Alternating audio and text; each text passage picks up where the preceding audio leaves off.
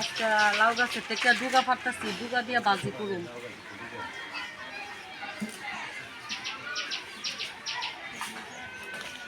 কি সুন্দর ডুগা, একবারে টকটকা।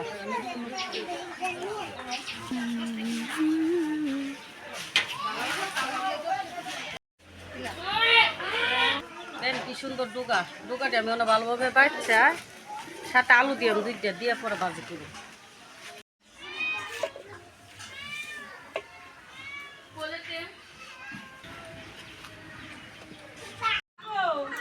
আমি ডুগাটি মনে করি না ভালোভাবে ধুইয়া নিছি, আর এই যে সাথে আলু নিছি এটা আমি ফাঁপ দিয়াম, আর সাথে মনে করে নতুন গুলালু নিছি আর ডিম নিছি, ডিম দিয়ে গুলালু দিয়ে আজকে রান্ধবো।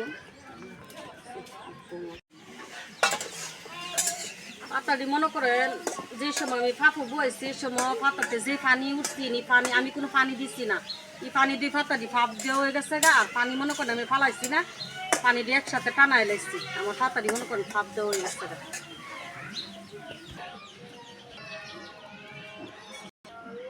আমি মনে করি উপনা মরিচটি একটু ফালদি করে লইছি, আর মনে করেন ফাতা লাউয়ের ফাতা ভাজি করতে গেলে তেলটা একটু বাড়াই দিবে।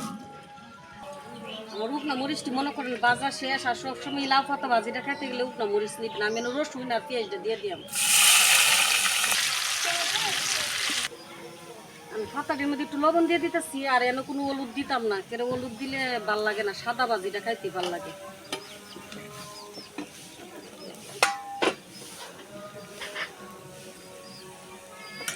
আমি পাতাটি দিয়ে দিতেছি।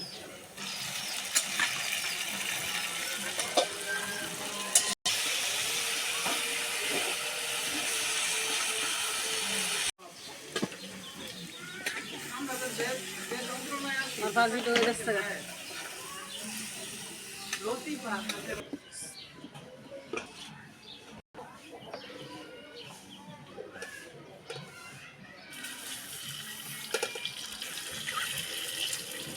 হিন্দি আমার বাজা হয়ে গেছে। হলুদ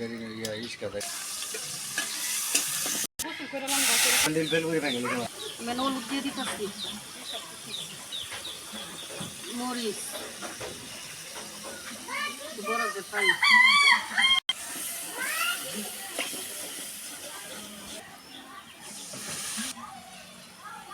লবণ দিয়ে দিতেছি।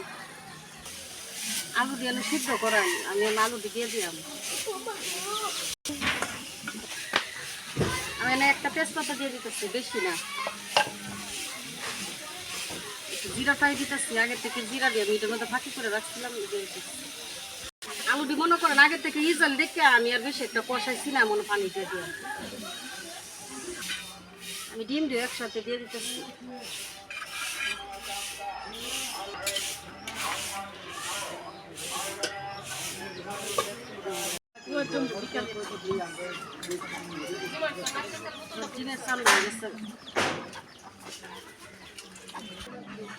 আমি মনে করেন যেভাবে লাউ ডুগাটা বিরান করছি, আলু দিয়া পেঁয়াজ রসুন দিয়া ভালোভাবে তেল তেল দিয়ে আপনার এইভাবে বিরান করে খায়েন, আর হলুদ দিতেন না, শুধু সাদা ভাজি করবেন, দেখেন ভাত খাওয়া কোনো ব্যাপারই না, অনেক ভালো লাগে এভাবে খাইলে। আর নতুন আলু দিয়ে তো ডিম রাঁধছি, ডিমটা আমি এত ঝুলো দিছি না, এত বুনো করছি না, এভাবে রান্না খাইবেন।